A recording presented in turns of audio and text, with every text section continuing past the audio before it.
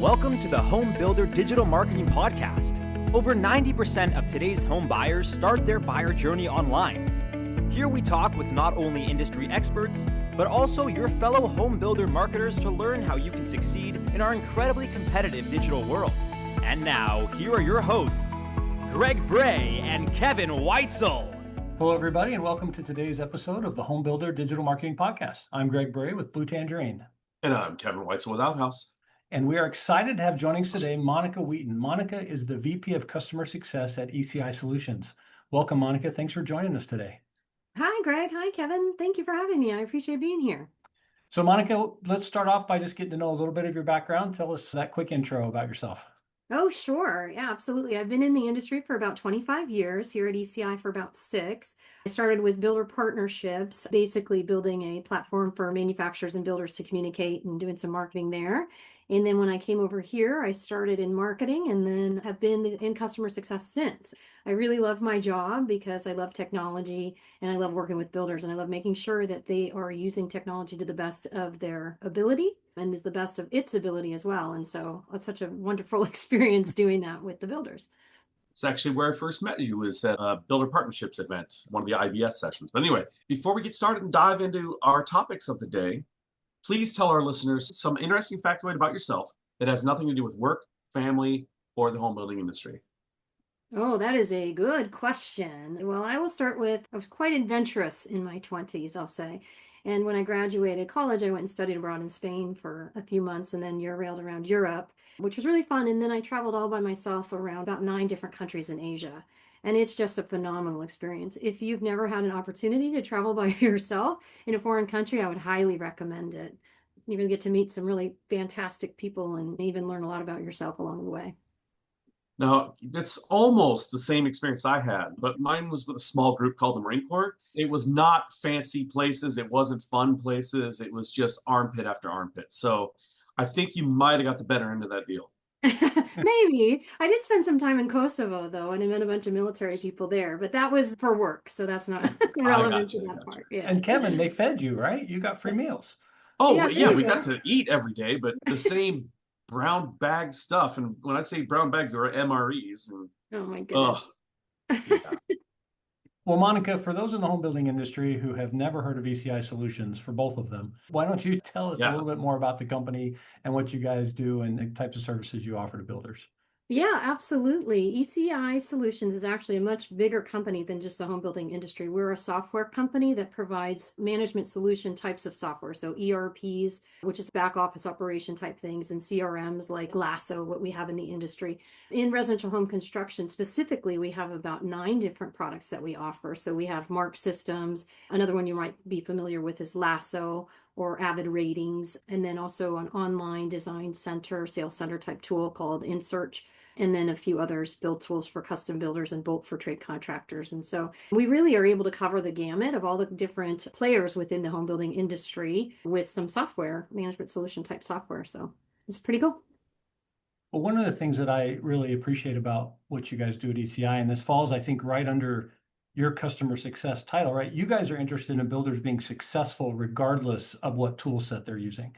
You know, obviously you'd like them to use yours, but you guys are always putting out content and ideas and suggestions. Is that something that you just said, hey, we want to do this? Or is that a larger corporate goal to just help our builders be successful regardless? Yeah, and that's a great question. Thank you. Actually, that's what drew me to ECI. ECI isn't just a software company. We believe that we're industry experts that are helping small, medium-sized businesses become more profitable and better at their companies. And a lot of that is software, but being able to use software appropriately means you also have to be able to manage your company appropriately and have processes in place and those kinds of things. And so it's really important for us to make sure that we're helping to educate builders on best practices. And so we love welcoming other companies to come and do webinars with our group too. So I know, Greg, you've been on a couple of webinars, and I think, Kevin, we've had you around a couple times on some Lasso ones too. And so we really do believe that we want our customers to be as successful as they can be. That ties into one of the reasons we wanted to talk to you today, is because one of the big things in software and automation, everybody's talking about AI. and all the different tools that are out there. And I know that you have done some education around that. And so we want to kind of pick your brain a little bit about some of the things you're seeing out there and things there. So why is this the time for builders to be thinking about AI, or is it too early, not the right time, or, they can wait a bit till it gets better? Yeah, no, I love that question and I love the conversations around AI. And, everybody's in their own place or space with how they believe and feel about AI at this moment. But it's definitely something that we need to be talking about and we need to be looking at and experimenting with. So I like to say, and I've heard many times before that, a lot of times people are afraid that AI is going to take their jobs. And AI is not going to take your job, but somebody who's playing with and leveraging AI might be the person who takes your job. So you want to be experimenting and out there playing around. And it took me a while to really buy into that too, because, AI, I first learned about it really from my kids and they were using it for school and that's cheating, And so it was hard to not have that view of AI as a working person where you can type something in there and it shoots out the answer, if you will, or the better email that I didn't have to spend the time writing. And it felt a little bit like cheating. But when you start to incorporate it into your day to day, it's not cheating, it's being more efficient with your time and being able to do more and get better feedback on the things that you are doing. So I strongly believe that everybody should be experimenting with it today.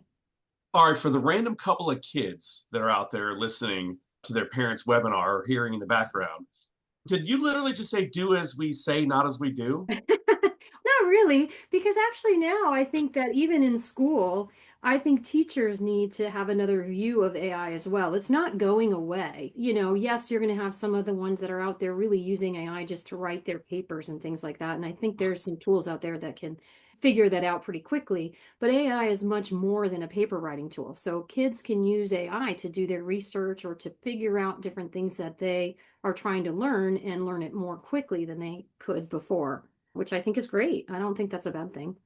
On that same subject, before we go in further in the home building side of things, you hear about the hallucinations. That's what they call it when, AI just burps out its own made up information. But you hear about hallucinations when we look at students utilizing AI. If they're using an encyclopedia to gather their information, whether it be online or not, but they're using data that was literally sometimes outdated as it was being printed, whereas AI is much more up to date. However, how do you address the hallucination side of it where it just literally infills? Yeah, no, that's a wonderful question because that's something that I talk about a lot too, is you can't trust AI 100%. You have to leverage it and verify the information that you're getting and actually make sure that it is correct. Because you do get these hallucinations, and I've used it quite a bit recently to profile people. And so while I'm profiling people, it will give me some information on that person, and I actually go in and then research them on LinkedIn to make sure that it's correct. And I found some things that were, mentioned that weren't correct or that were slightly outdated or those kinds of things. And then you can feed that more into the AI and become a little bit more accurate as you go. But yeah, I would never say to trust AI 100%, especially when you're dealing with like takeoffs or something that's a lot more important, final reports on different things, or even customer research. It's good to help you get to where you're going and to expand your thoughts around those things, but you need to verify the information you're getting back. So then looking at which processes the builders you talk to find success, is it in marketing content? Is it in communications? Is it something more in the building process itself, like within some of those things you just mentioned? Where are you seeing builders find more success with some of these tools? Yeah, no, that's a great question too. I just had a few builder groups last week where we had this as a conversation topic. And we do see a lot in the sales and marketing side. And again, what we see is a little bit limited. A marketing team or a salesperson will use ChatGPT just to draft an email or to make it sound better or prettier or whatever.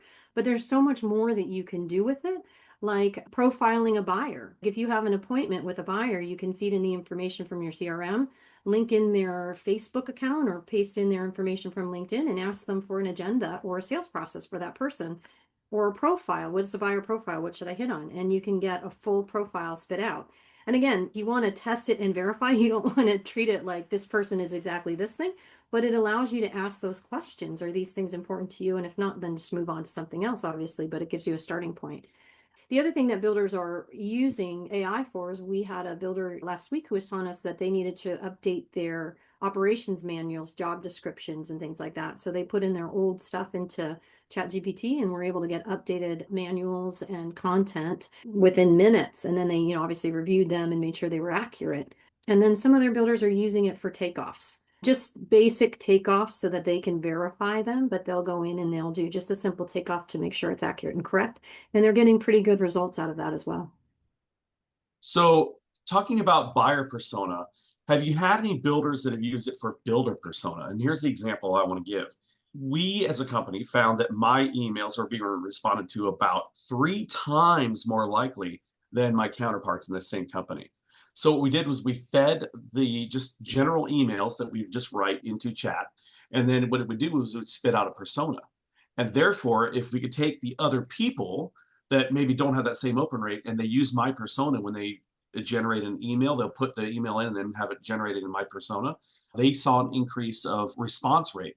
So there's something about just my language. So do you have any builders that are utilizing highly successful team members, generating a persona of that person, and then allowing other people to utilize that persona with their language as a language model? That's a great example, though, of a way to do that. I know that there are tools out there that will record calls and evaluate your communications with buyers and give feedback and training as far as that's concerned. But I haven't heard that yet about modeling a persona that's successful. And I think that's a great use of AI because, obviously you don't want to be Kevin, but Kevin is Kevin. Obviously. Obviously, nobody wants to actually be Kevin. Not Kevin doesn't even want to be Kevin. But Kevin's having success saying certain things or with a certain temperament or touching on certain parts of the buyer persona. Like, let's leverage that in our communications. I mean, again, it's not cheating to leverage what works. You haven't heard of any builders utilizing that aspect of chat to create a persona of somebody that's highly successful in the company and then allowing other people to use that same formula? Yeah, no, I haven't heard that yet. No, I haven't heard that yet. It's very limited. And so I think the reason that we're talking is because I did a presentation for EPCON where I gave some very specific examples on how to use AI. And the reason I did that was because I've been for the last year attending all of these presentations that talk about AI and the concept of AI, and they give all this example of different tools you can use, and they say, these wonderful things, but there's no meat on the bones there, right? And so it's a little scary. If AI isn't welcoming, it's hard to actually get in there and actually play with it. For me, it took me a while to play with the AI. At EPCON, Rob Crone, if anybody knows who he is, he's a VP of marketing, and he's pretty amazing. One of the sessions I sat in with him, and that kind of got me working on this idea, was he actually gives his team an hour or two a week where they're required to play with AI. So it can be ChatGPT or it can be some other AI that they find online, but they're supposed to go in there and just play. And it doesn't have to be work related. It doesn't have to be anything. It's just expose yourself to AI, play around with it and see what you can get. And then if you find anything that's successful, then share it out with us. And so after he had sort of given that presentation, then I decided to dive deeper into a presentation that I did that gave actual specific examples of things you can do with AI. So everybody knows you can write a pretty email with it. But did you know you could also set up a sales process? You just put in there, we're trying to sell X number of units in this one community to a 55 plus buyer. You write that in there and then it will give you step by step different touch points and things you want to do with that potential buyer. It was very eye-opening to the audience that, oh, I can do that? Yes, you can. Just go in and play. Or another example, Midjourney is another AI that some of the builders are using. I'm not sure if you've heard this yet, but this is the designers. The designers struggle a lot with creating mood boards for buyers because buyers will choose different selections and they need to know how this color looks with this color and this pattern and that, whatever. And so they can do that physically in the design center, but when they're looking at a virtual space, it's harder to create that in a way that doesn't take a lot of time. So these designers were feeding that into Midjourney, and it was creating a beautiful mood board, even with the little twigs of branches and whatever. I know I'm not a designer. I mean, but it looked really nice. It had all the different colors and things that it needed to give the buyer a sense for what they were purchasing. Twigs and branches, Greg. Twigs and branches. Twigs and branches. So, That's what sells it. I need a mid-journey for clothing because I honestly, as an adult, need Garanimals to be able to get dressed. Oh, Uh, nice. it's ridiculous. So I could use that AI You tool just just for getting aged dressed yourself more. there, Kevin. Yeah. Yes, I have. But do they sell those anymore though? Because I I don't love think they do, Garanimals. but they really should, and they Oh, should do it they for should. adults. Adults, right? Dillard's does it. Adults. They're called rounders. You go to the rounder rack and you just buy all the clothes that are on that same rack, and you're gonna find an outfit. But yeah. Well, Monica, I really appreciate what you said there about all these presentations that gave you this hype without a lot of to do and a lot of meat on the bone, I think was the phrase you used. I remember when I was first exposed to ChatGPT back when it came out, and I heard these people talking about, oh, it analyzed my spreadsheet, or it did this, or it did that. And I'm looking at it for whatever reason. I was like, how do I give it a spreadsheet to analyze? It's like I didn't know. I had to ask. Oh, you just drag it in there and it uploads. I'm like, okay, duh. But for whatever reason, it didn't jump out at me that I could even upload a file the way there's just this little box. There's no like upload button next to it or anything like that that was obvious at the time. And sometimes it's just those little ideas, like somebody planting an example and going, here's how you do it, and giving you a couple of steps that can make all the difference. And suddenly we can create other versions of that and other ideas. So kudos to you for trying to be a little more in the trenches and give them those exact ideas they can do with it. I think that's wonderful. Yeah, thank you. Thank you. I appreciate that. So let's get a couple more examples then. All right. So you talked Yeah. about being more personal in communication. What are some of the things that they can use, like from the CRM or something like that, that would help them create a more personal communication with the buyer? Yeah, well, obviously, and so this is going back to like use your CRM, please. Salespeople, get your data in there because it's very important for, as everybody knows, that a buyer is buying from a company where people work. And yes, everybody has their own personality, but the company needs to understand the buyer, and it needs to be a seamless understanding of that buyer from when they come in to your website to when they talk to a salesperson, to when they talk to a designer and a closer and the builder and all kind of stuff. And so if you're not putting your notes into a CRM, it's harder to keep that relationship that way where you really understand and know the buyer and provide them with a really good experience. And so a lot of things that you can do with the CRM is, one, you can look at the specific buyers and their persona and that kind of thing and feed that in so that everybody understands that this is the persona for this specific buyer. But you can also look at the data within your CRM within a certain community to look at, these are all the people that are interested in this specific community, and what is their level of interest or their rating, and then what is it specifically about this community that they're interested and excited about. And you can feed some of that data of your notes and your questions into an AI and then get some information back. So another example of that would be like with our InSearch product, you select the different design center options, like the different flooring and things like that. And so it tracks all of that in the database in the back end. And so when you open a new community, you can basically use AI to say, what was it that our buyers were selecting within this community? So that when you open a new community, that's what you select to put in there. And that works out really well because you want to obviously maximize your profits and your sales in a new community. The idea that this data has more use than maybe we think it does, but if we don't collect it, there's nothing there, right? This whole idea of you've got to use the CRM. And now, instead of just putting like the little one-liner of notes, the paragraph of notes, even if they feel just kind of random things, could suddenly become really useful and valuable. It's not like we have to define every field that, oh, we need to know their shoe size and we need to know their whatever, and we have to have a field for that. Just putting them in the free form notes field could potentially have value 100%. later when you come back and use some of these tools to pull it apart. Well, and that's a good point, Greg, because I think that people forget that the AI is only as good as the data that it's based off of, right? So if you have really poor data, you're not going to get good actionable things that you can do out of AI or good reports or good solutions coming out of your AI. 100%. You have to have good data. And so that's another thing that I like to say is good data is everybody's job. So everybody needs to be concerned about it, and everybody needs to, make sure that they're entering and cleaning up and doing what they need to do as far as making notes and things like that. So we can do those kind of exciting things, profile the buyers better and be more responsive and those kinds of things. All right. I didn't prep you for this in advance. Okay. But when's Lasso going to have the little customize this email button with the AI and it's just going to do it all for you, for everybody? And That's a very good question. And that's something that we are absolutely looking at very closely is when are we going to be able to add AI into our products? And it should be coming pretty quickly. We won't hold you to any dates. So- We aren't asking for any Well, insider information. So no. And so what I do want to share though is again, like it's one of those things where AI's been around. This is the funniest part is AI's been here since like the 60s or even the 50s. You know, I can't remember when it first started. Kevin, do you know that date?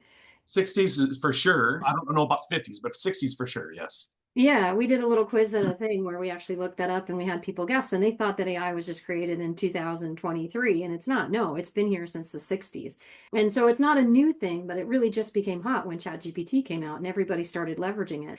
Initially, people were looking for AI, but as we've talked about, they didn't know what that meant. So, like 2 years ago at IBS, you know, we have our booth and everybody was like, "Do you guys have AI?" And we go, "Well, no, we don't have it yet." And so they walked away, right? Well, you don't have AI, we don't want Lasso CRM.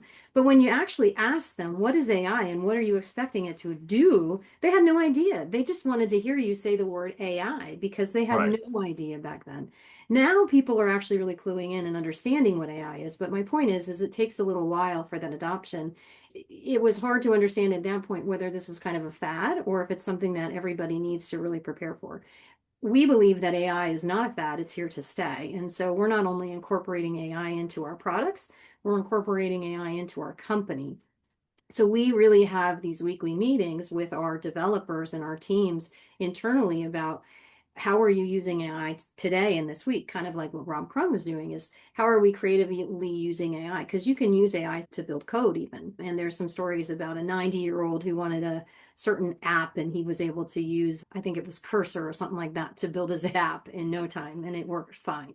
You know, and that's a little scary for us, but it's here to stay. And so we're not only incorporating it into our daily work, we're looking at how we can best incorporate it into our products and how quickly we can do that. So it is absolutely coming as one of our enhancements.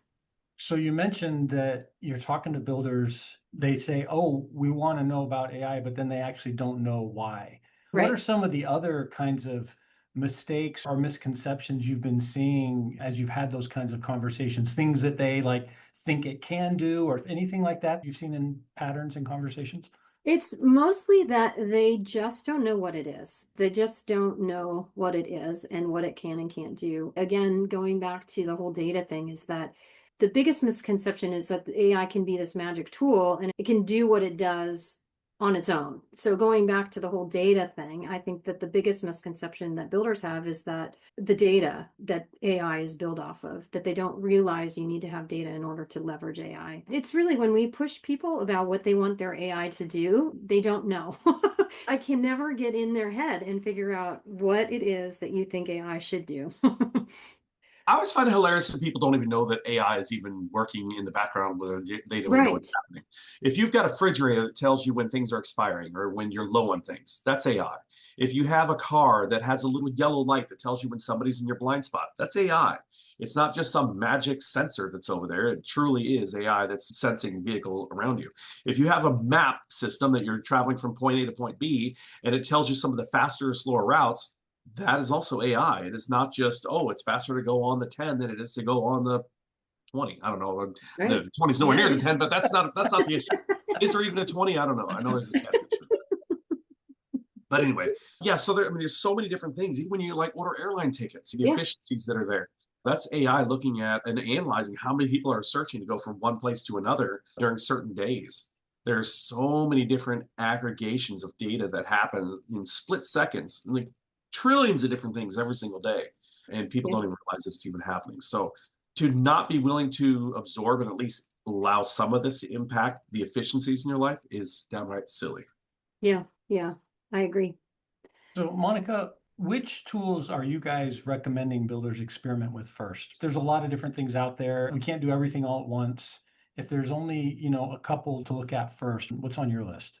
I would really highly recommend ChatGPT, of course, or Gemini, because that's the easy one and that's the one that most people know. I would also say try Midjourney. Another use of Midjourney, I'm not sure if anybody has seen that architects have actually been using Midjourney quite a bit, or custom builders. As a custom builder, you could do that, where you sit with your buyer and they tell you about this house that they want. They wanted to have this feeling and that feeling and another thing. And, it sounds like this crazy idea. With Midjourney, what you could do is just feed that all in, and then you come up with this concept of a house that didn't take you any time. So you're not wasting time drawing things that the buyer's never going to want. If they want mermaids and this and that and the other, you just put it in there, draw me a house that looks like it might have mermaids near the ocean. Are you selling this whole concept to like potheads and mushroom eaters or what? I must be. I must Hey be. man, I want a house with some mermaids, man. I should have probably maybe like a rodeo in the backyard or something like that, like a mechanical bull in the front. Who knows? Anyway, ranch style. I don't know. Whatever, buyers come up with all sorts of crazy ideas. But you can feed that into Midjourney and then get on the same page with your buyers so that you're at a point where then you start drawing and not wasting your time, but leveraging your time in the best way. So you're not like wasting all that time up front trying to get to something that's really kind of unattainable for them. What's the most creative example you've seen? Has there been Uh, one that you were just like, you heard about and you're like, wow, that is a great idea. I wish I'd thought of that. Yeah, I don't know. Off the top of my head, I'm not sure if I can come up with a really, really good one. We did this is a fun one though. We put our pictures into AI, and I would never recommend that because it never spits out your picture back. And I look like a little mouse, is what I look like. I'm like, I do not look like that at all. But we put our pictures in AI and asked which celebrity was our doppelganger and stuff like that, or to make us like a, better celebrity or, whatever. And that was kind of fun, like just playing with your own picture and whatnot. I did the Yeah. one where it says, "What would I look like as a female?" Oh, nice. And it literally spit out my same ugly face. So the crazy thing is that for some reason, sideburns threw AI into a loop and they couldn't figure out what to do with it. Did They're you like, still "How have do I your make a female?" sideburns as a I had my female sideburns. too? It was a picture of me with my sideburns, and it was one of those, what do I look like as a female? And then it literally spit out the exact same picture. So That's funny. You didn't that's even pretty shave funny. your face, so you'd be a one pretty female. We have learned more about Kevin on this episode than we I have think on so, others. really, right? Exactly. So I'm just going to recommend one more AI is like a call rail or a training tool. And actually there's the other one that I recommend too, but call rail is really good because it records your phone calls and it can give you some sentiment analysis. And so it kind of can help you read the buyer after the call. So it can tell you, is this really a warm lead or is it a cold lead? I mean, you obviously have your own perception, but then having that other additional insight from the AI is really helpful. And then, going back and revisiting how you sold on that call is really good too, because then you can, improve your process there. And the last one, Wait a minute. Go ahead. Before you go on this last one, I don't think I need AI to figure out what "quit calling my house" means. I don't think I need a call reel for that. Was that really like a rough tone, or was it maybe not so rough? I mean, was it a 10, don't call me, or an 8? Come on. True. Okay. You All right. know, I'll buy that. AI can help me do that. But the last one that I was going to recommend is really just the note takers. The note takers have been invaluable. We use Fathom. Other people use Otter. There's many, many of them out there, but I would really recommend doing that. It's just been invaluable. Then you can actually start to really listen to the conversation or really participate in the conversation without having to worry to take notes. And a lot of those AIs will let you emphasize things too. So if there's something that's being discussed that's really important, you can hit a button and it'll say it's really important. And it will come out with the to-do list and assignments and things like that. So you just have to follow up after that. And so that's been really nice one too.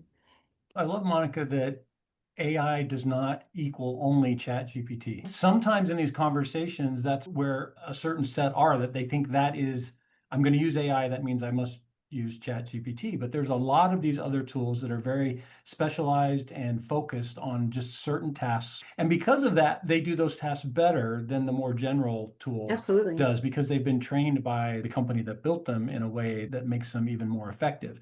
That's a great reminder that there's a lot of different tools out there to take advantage of.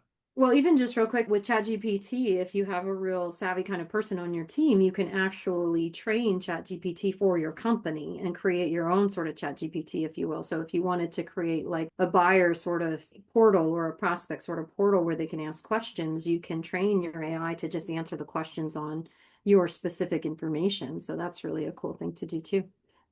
Well, Monica, this has been a fun conversation, and I know Kevin's had fun today. But before we wrap up, do you have any kind of last thoughts or words of advice you wanted to get out to our audience today? The big thing is just play around. Just get in there and play around. It can be scary, and there's a lot of different posts on LinkedIn that list a ton of different AIs that can be scary to know that they exist, but just try a couple of them out, see what you can do there. Sorry, real quick, another example of something that one of our team members does is he uses his AI as a sounding board. So if he has an idea, he's a really busy guy. So if he wakes up and he has an idea of a project he wants to start, then he'll speak it into AI and ask him for a little bit of market research on this project, and it'll spit out some market research. And then you can kind of create your channels too. So he does the market research, and then he'll go back later that afternoon and read the market research. And then he'll have additional questions on, how about a rollout plan for this? And so he'll ask the ChatGPT for that, and it spits that out right afterwards too. And it's kind of neat. And he doesn't always do the things that it spits out, but again, it helps you expand your mind and think of things you might not have thought of before. Well, Monica, if somebody wants to learn more about ECI or to connect with you, what's the best way for them to reach out? Yeah, I'm happy to chat at any time. You can reach me via email. It's mwheaton@ecisolutions.com. Just reach out, and happy to answer any questions you have about AI or any of the ECI products. And if you're a customer, I'm happy to help dive in to see how you can use some of our products better and really get the value out of it that you're hoping to, because there's a lot of value you can get out of any kind of technology if you really lean into it. Now is the time that you want to lean into your technology now. I know that it's a challenging market out there, and you've got a lot on your plate with trying to sell all the homes you want to sell by the end of the year, and leaning into technology will help you do that. I know we're wrapping up, but that was probably one of the most important things you just said. Do you know how many times I've run into home builders that are like, this particular X, this widget, this thing, this platform stinks. And here's why. Because it doesn't work. Yet none of their people on their staff are using it. 100%. They have no expectation of their staff utilizing what the management of Brass has spent money on implementing. So use the technology, people. Or how about this one, Kevin? I'm sure you can appreciate this one. You have an interactive sitemap on your website, and it takes 10 clicks to actually find it. And then call and complain about, excuse me, my sitemap's not working. I want to drop it. Well, duh. I can't even find your sitemap. Fact. All right. Well, thanks again, Monica, for spending time with us today. And thank you, everybody, for listening to the Home Builder Digital Marketing Podcast. I'm Greg Bray with Blue Tangerine. And I'm Kevin Weitzel with Outhouse. Thank you.